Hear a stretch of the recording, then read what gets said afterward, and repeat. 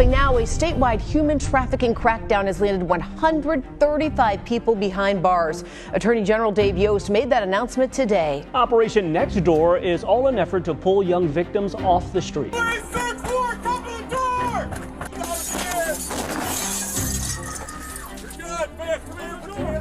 Law enforcement across the state of Ohio taking part in a major crackdown on human trafficking. The message is don't buy sex in Ohio.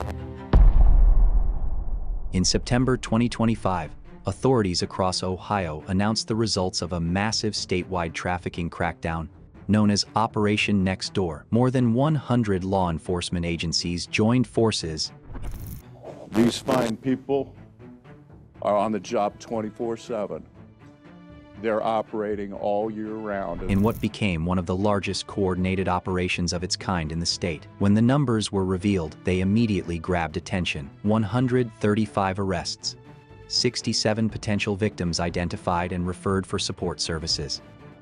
135 people. That's how many were arrested last week in a massive statewide human trafficking sweep called Operation Next Door. But it wasn't just the scale of the operation that shocked people. Among those arrested were individuals with respected careers and public trust. A priest, a teacher, even a federal defense attorney. Names that looked completely ordinary suddenly appeared in headlines tied to serious allegations. 55-year-old Michael Ford from Cleveland Heights, who identified himself as a teacher, and 76-year-old Dean Diamond here, the presiding priest at Annunciation Greek Orthodox Church in Cleveland. For days, the operation dominated local news. Then, the headlines slowed down, the press conferences ended, cameras disappeared, public attention moved on, but they're operating all year round. And the fact that we only have a press conference like this here and there through the year. Inside courtrooms across Ohio, a much slower process had just begun, because Operation Next Door wasn't really the ending of a story. It was the beginning. Behind every arrest was a separate allegation, a separate courtroom, and a legal process moving at its own pace. Now, months later, the question remains, what actually happened to the 135 people arrested during Operation Next Door?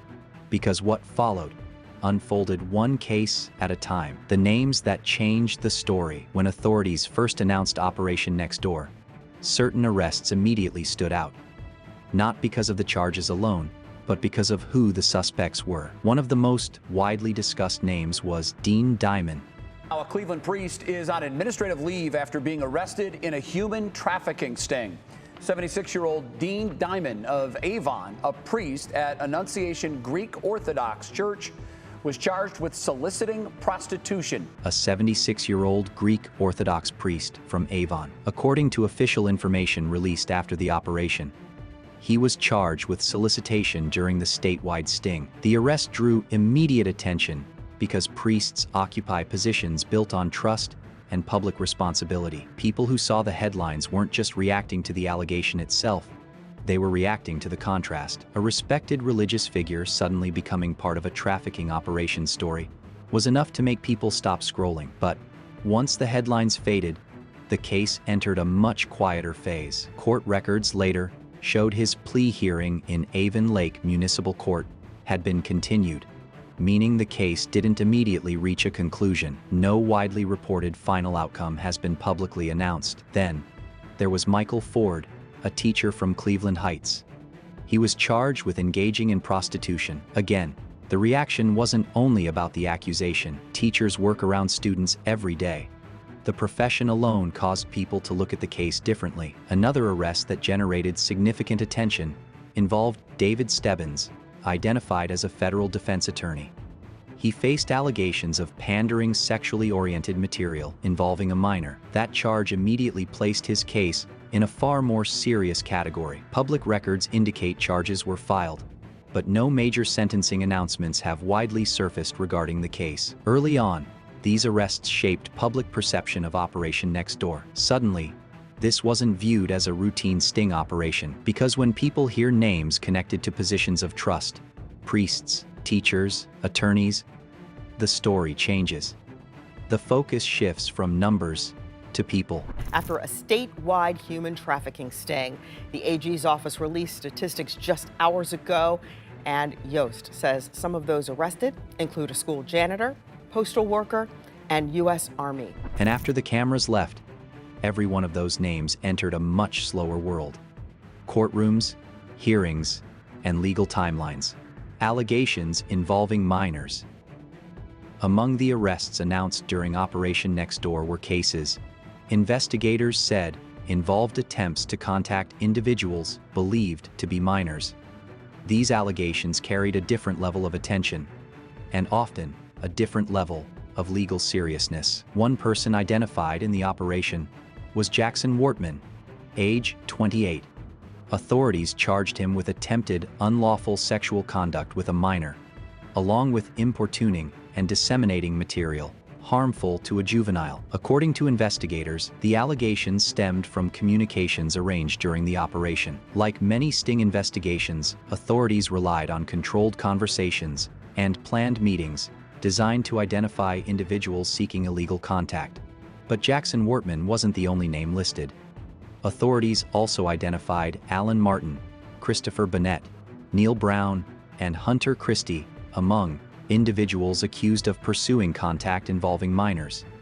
Investigators arranged communication, monitored interactions, and eventually made arrests once suspects allegedly continued or arrived for planned meetings. Cases involving minors often move differently than standard solicitation cases. The allegations can involve extensive review of messages, communication history, digital records, and evidence gathered during interactions. That process can significantly slow proceedings. Because after an arrest happens, the legal system begins asking a much different question, not what investigators suspected, but what prosecutors can prove. And unlike the press conference where everything was announced together, court records show these cases moved forward separately. One investigation, multiple allegations, multiple timelines, and each one unfolding independently. The digital evidence cases, not every arrest connected to Operation Next Door, involved in-person meetings. Some investigations moved into an entirely different world, digital evidence.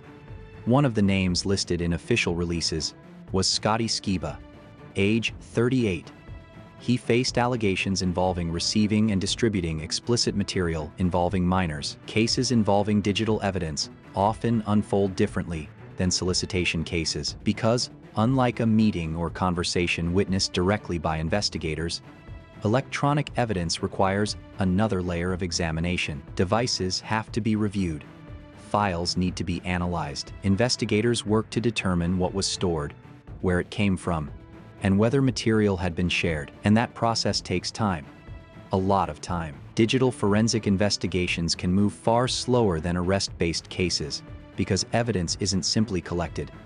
It must also be technically verified. Public records indicate charges were filed following the operation, but, as with many cases tied to Operation Next Door, no widely reported final sentencing announcement has surfaced. These allegations revealed something important. The operation extended far beyond arranged meetings. Investigators weren't only looking at physical encounters, they were also tracking activity happening behind screens, cases that didn't fit the pattern. As more details emerged, it became clear that Operation Next Door involved a wide range of allegations. Not just one type of case repeated over and over. One example involved Darrell Hampton, age 36. Authorities charged him with solicitation and child endangering after investigators reported a young child had allegedly been left alone during events surrounding the arrest. That additional allegation changed the nature of the case entirely. Because now investigators weren't only examining solicitation claims. Questions surrounding child safety had entered the picture as well. Meanwhile, many other individuals arrested during the operation faced allegations categorized as engaging in prostitution. The structure of those investigations often followed a similar pattern: controlled communication, arranged meetings, and arrests after suspects arrived. But, despite being announced together, none of these cases entered one courtroom. Operation Next Door stretched across multiple cities and jurisdictions. That meant every defendant followed a separate legal path, separate judges, separate schedules, separate outcomes. Some cases moved quickly, others slowed down, and court timelines rarely move at the speed of headlines. What happened after the arrests? For many viewers, arrests feel like the ending of a story. But legally, they're often only the beginning. After Operation Next Door concluded, cases spread into local courts throughout Ohio. The first stage was arraignment. Charges were formally presented. Court appearances were scheduled. Then the waiting began. Some hearings moved forward normally, others were delayed. Some required additional evidence review before proceedings could continue. Cases involving electronic communications or digital files often required extra examination before moving ahead. And then there was another factor: simple court scheduling. Municipal courts handle large numbers of cases at once. Weeks can pass between hearings, sometimes longer, which means people arrested on the exact same day can see their cases move at completely different speeds. Public records now show continuances, filings, and scheduled appearances across many of these cases, but not necessarily final outcomes, because what appeared publicly as one operation eventually split into dozens of separate legal tracks. One operation, many different endings. Operation Next Door entered the news as a single event. One announcement, one press conference, one headline. But what followed was never one story. It became many stories. Court records show hearings continued after the operation ended. Some defendants returned for additional appearances. Others remained in earlier stages of proceedings. Cases involving digital evidence often required extended review before moving forward. And because each arrest occurred in a different jurisdiction, there was never going to be one final resolution announced all at once. The operation happened together. The outcomes won't. What remains confirmed today are the facts that started everything. 135 arrests. Statewide human trafficking operation conducted last week in Ohio, resulting in 135 people being arrested. 67 potential victims identified. Charges filed. He says the task force has helped 67 survivors of human trafficking as part of the sting. And a legal process still moving case by case. Outro Operation Next Door began with one headline, but headlines move fast. Courtrooms don't. Once the cameras disappeared and public attention shifted elsewhere, every case entered its own legal path. Different judges, different hearings, different timelines. And while the operation itself lasted days, the process that followed continues much longer, because the arrests were only the beginning. The final outcomes won't arrive all at once. They'll come one decision at a time. And for many of these cases, that story is still unfolding.